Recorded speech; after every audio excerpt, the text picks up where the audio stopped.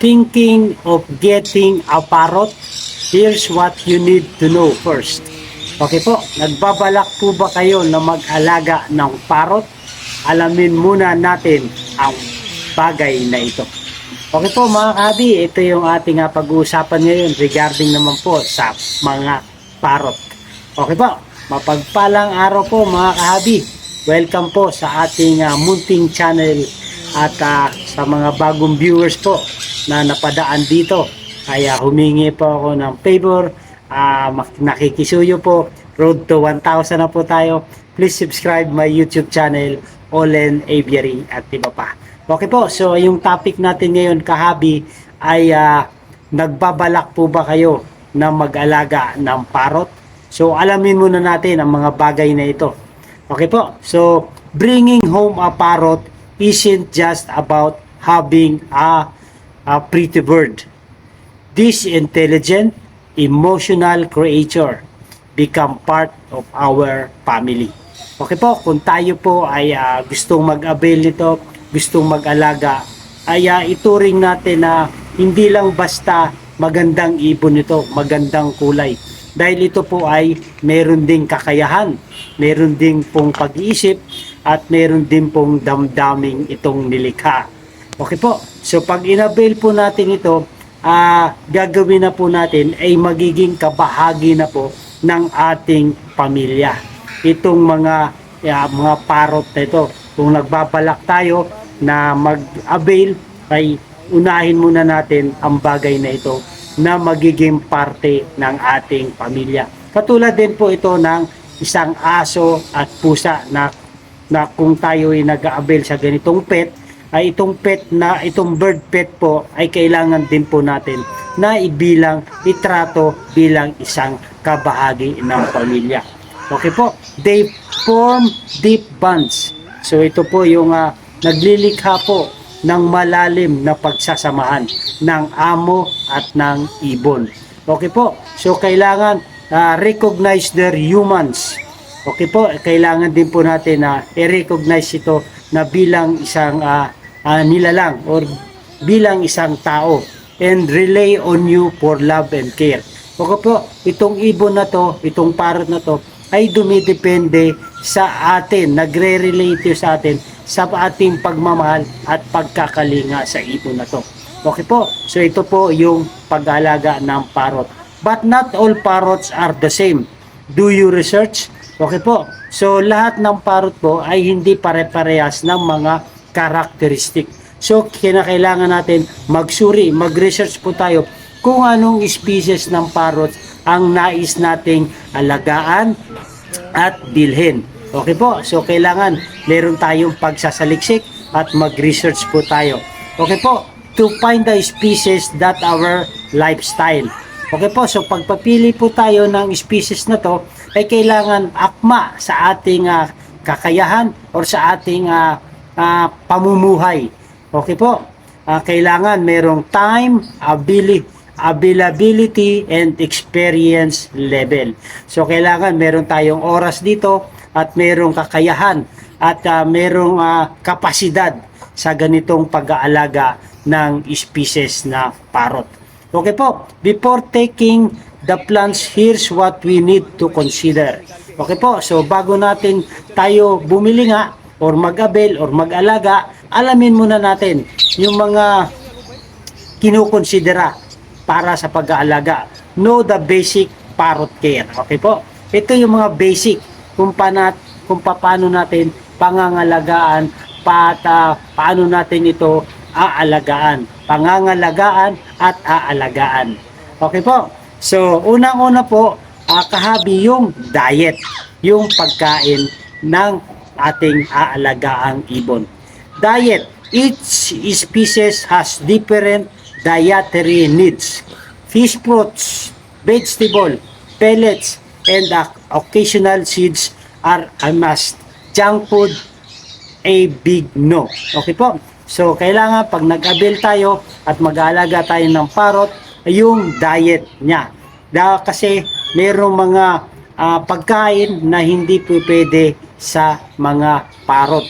Okay po, so alamin natin yung dapat kainin. kailangan yung mga fresh fruits, yung mga gulay, o nga, vegetable. Meron mga vegetable na hindi po pwede sa parrot. Meron din pong fruits na hindi po pwede sa parrots. Okay po. Pellet. At meron din tayong mga seeds. Okay po, so narito yung pa-sample ko ng chart na yung mga pwede na ipakain natin sa alaga natin mga parrot, itong mga vegetable and fruits. At meron ding hindi pwedeng ipakain. Narito lang ang mga ilang itong charts na to, nakikita ninyo ay sample or pwede nating pagbasihan na ipakain sa ating mga alagang parrot. Okay po, yung junk food po ay hindi po pwede. Yung mga seeds, marami pong klase ng seeds. Okay po, meron ding mga nuts ay hindi po pwede sa atin mga parrot. So, kailangan mag-research po tayo kung ano po pwede para sa diet. Okay po, Kabi? So, yung sunod po natin, pag tayo mag-aalaga ng parrot, ay kailangan alamin natin ang bagay patungkol sa space. Ano itong space? Lugar. Hindi yung lugar ng area. A tiny cage won't cut it. Big birds need room to strength, fly, and explore. Pre-flight time is important. Okay po. So, kailangan, pag mag-a-avail tayo ng parrot, kasi mayroong tayong tatlong sizes ng parrot. Yung big bird parrot, medium parrot, at saka meron tayong small parrot. So, kung alin yung i-acquire natin na alagaan na parrot, ay kailangan malaki po yung kanyang cages o yung kanyang space o yung kanyang kulungan. Na pwede siyang makalipad-lipad, pwede siyang maka-stretch yung kanyang mga pakpak dahil kailangan po ng ibon na makalipad siya at mag-explore. So, mas malaki ang kulungan, it's better for the birds. Okay po. So, kung natitim naman ito, at ating natitrain, ay ang pre-flight po ay mas importante na yung ating mga parrot ay ating napapalipad. Kung ito naman po ay na-tame natin, na-train, at yung sa simula pa lang ay na-handfeed na natin. So, yun po ay pwede nating i-pre-flight. Kung hindi naman po, ay wag na lang po natin siyang i-pre-flight, baka hindi na po bumalik. Okay po? So, ang kailangan na lang po ay yung malaking cages para sa ating parrot. Okay po? So, yung pangatlo natin na ikukonsidera na sa mga bagay na ito para sa pag-aalaga natin ng parrot ay yung social needs. Okay po? So, yun po ang kailangan natin. Parrot-grave interaction. If you can't spend time with them daily, they'll get lonely and depressed. Are you ready for the commitment? Okay po, so kailangan po natin ng social needs. Ano yun? Kailangan din natin na magkaroon ng interaction sa ating parrot na inaalagaan. Magkaroon po tayo ng oras para sa kanila. Kung maaari ay araw-araw natin kinakausap. Hindi man sila nagsasalita, pero ang mga parrot po ay intelligence at nakakalikha sila ng pagre-response natin sa kanila. Okay po, nakakagaya po sila ng boses hanggang sila ay matuto. Na pwede natin, nakakausap natin sila through communicate interaction with them. Okay po, dahil pag hindi natin ito ginawa, ay nalulungkot po ang parrot at nagdi-depress. Okay po, so kailangan maging handa tayo sa ganitong commitment o yung ating ano ba sa Tagalog yung commitment? Tungkulin. Okay po, para sa ating pag-aalaga ng parrot.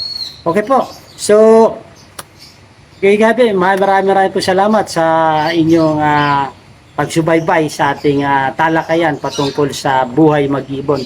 Ganun din po, nais kong ibahagi yung tanong ng ating kahabi patungkol sa ating topic na si Prince Lenmark Abara. Next nyo naman yung Macau bird, Hyacinth Macau. Okay po? So yung Hyacinth Macau po ay isang uri ng parrot. Okay po? So kahabi Prince Lenmark Abara, ay ito na po yung ating napag-usapan. Kung gusto nyo mag-alaga ng parrot, ito po yung mga bagay na dapat nating alamin, mga hakbang para tayo sa pag-aalaga ng ibon. Okay po. So, si Kahabi Reggie Fernandez, hindi po ba maingay ang mga yan sa gabi po? Okay po. So, tama-tama yung kanyang tanong dito sa ating talakayan patungkol po sa mga pag-aalaga ng parrots. Yung sunod naman natin ay yung noise level. Okay po. Dahil itong mga parrot po ay talagang maiingay. Hindi po ito pangkaraniwan ang kanilang mga ingay. Ang sun conure po ay scream. Napakalakas din po ng huni ng sun conure. Ang kakatus po can be air piercing. So, matining. At ang African Grey loves to mimic household sound. So, may nagagaya siyang mga sounds itong mga ating mga parrot.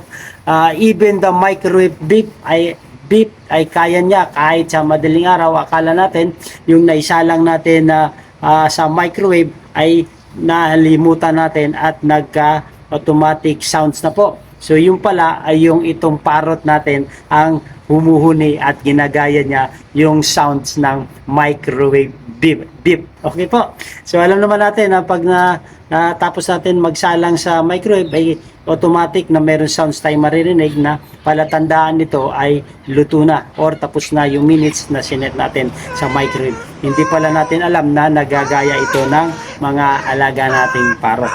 So, Reggie Fernandez, ito po ay maingay po. Pero may mga parrot naman na medium sound lang. Pero itong mga nabanggit natin ay talaga pong malalakas ang kanilang boses. So, kailangan talaga natin ito ng space para sa ating kapitbahay. Lalo na pag nag-complain ang ating kapitbahay at naiingayan sila sa ating mga parrot. Okay po. So, yung next natin na bagay na dapat alamin mo na para sa pag-alaga ng parrot, ito yung time commitment. Okay? These aren't short-term pets. Some birds live for decade, meaning you're signing up for a lifelong companion. Okay po? Yung time commitment po, itong mga parrot natin ay hindi lang pang maiksi ang term o yung haba ng kanilang buhay. Hindi po. Itong mga parrot po ay nabubuhay ng dekada. Okay po, so kailangan magkaroon tayo ng commitment sa atin at sa aalagaan nating ibon na hindi natin sila papabayaan. Dahil ang parrot po ay napakahaba po ng buhay. Pero take note po, Kahabi, dahil hindi naman lahat ng parrots ay hahaba ang kanilang buhay kung hindi naman natin iniingatan at inaalagaan. Nasa atin na rin po yung kanilang hangganan ng buhay kung ito ay ating aalagaan ng mabuti. Okay po, kung hindi naman natin ito aalagaan ng ayos at ibinibigay ang kanilang mga pangangailangan, ay baka hindi po nila maabot yung kanilang lifespan. Okay po. So, yun po mga kahabi ang dapat nating malaman sa pag-aalaga ng mga parrot, yung mga basic mga hakbang para sa pag-aalaga, yung diet, space, social needs, noise level, time commitment ay dapat alam natin po ito. Okay po, so disclaimer lang po mga kahabi itong mga napapakita ko mga videos ay hindi po lahat sa akin. Meron din ako rito ibang mga parts ng video ay sa akin, pero yung iba ay hindi po sa akin. Nais ko lang pong itong i-share for information para sa ating mga kahabi na nagbabalak sa pag-aalaga ng mga parrot, para meron silang knowledge kung ano nga ba yung mga itsura ng mga parrot na ating nababanggit. Okay po mga kahabi, so parrot that can outlive you. So mabubuhay ang ating parrot pag tayo po ang kasama. Okay po. So some parrots will be with you for life. Okay po. And even beyond. These birds might end up in your will. Okay po. So lahat ng ating mga pinaplano ay kailangan kasama po itong mga parrots. So hindi po natin sila pababayaan. kung ano man yung ating nais, isasama natin ang ating mga parrot. So nandito ang mga halimbawa ng kanilang mga lifespan, mga kahabi. Itong kung nagbabalak tayo ng mga mag-aalaga ng mga parrots na mga species. So halimbawa po yung African Grey Parrot. Ito ay umaabot ng 40 to 60 years ang kanyang lifespan. Okay po, napakahaba. Ay kung mag-aalaga tayo ngayon, for example, 40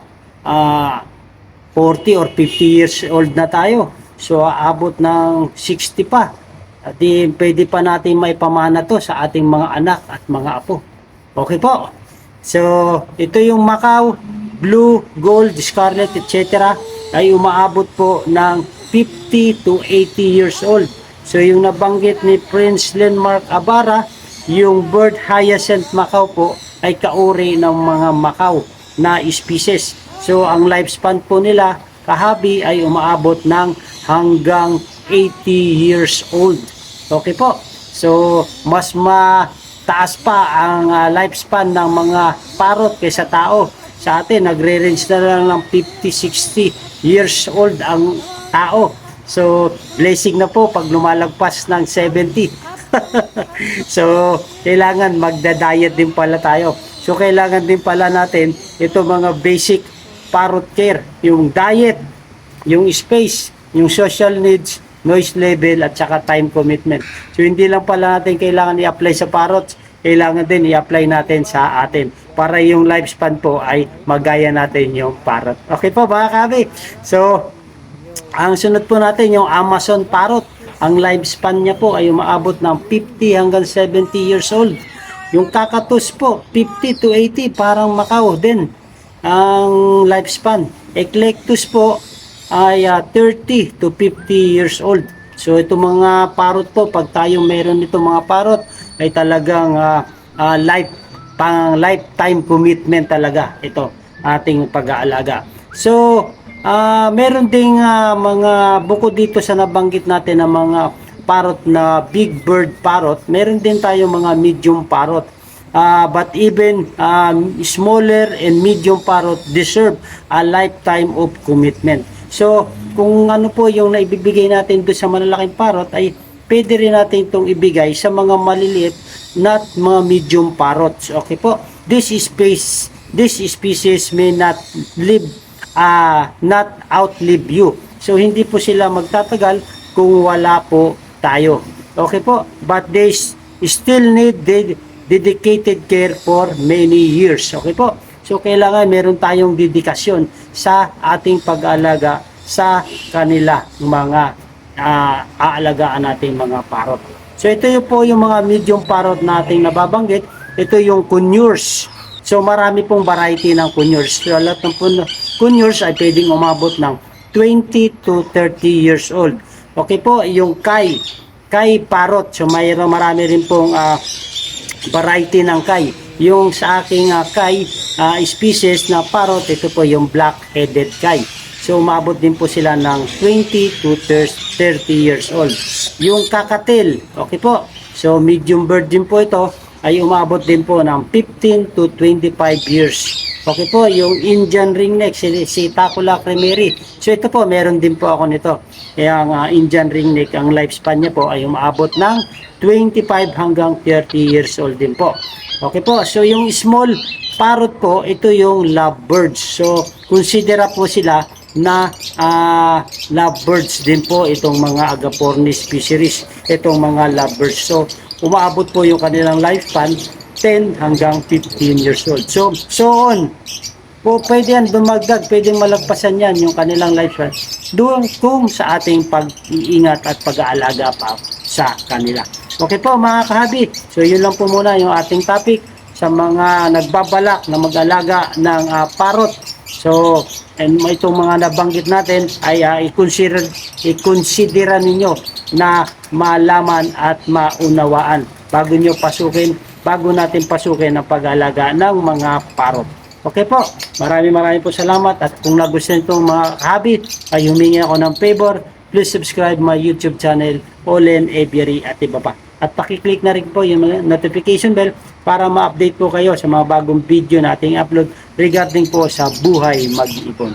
Okay po, maraming pong salamat. So at mga kahabi, nais ko rin pong i-shoutout ang ating mga kahabi na mga bagong subscriber at sa mga patuloy na sumusuporta. Shoutout po sa inyo at sa mga silent viewers dyan na patuloy na sumusuporta sa atin. Shoutout po sa inyo, Reggie Fernandez. Okay po, maraming po salamat sa inyong comment. Tripod Hobby, shoutout po sa inyo. At si Kahabi Predelson P. Conceso. Okay po. At si Kahabi Alan Siberano, shoutout po sa inyo. At last but not the least, si Kahabi Melvin 18W. Okay po, maraming po salamat sa inyong suporta. At maganda ang buhay pag may alagang ibon sa ating bahay. Mabuhay and God bless. Thank you for watching.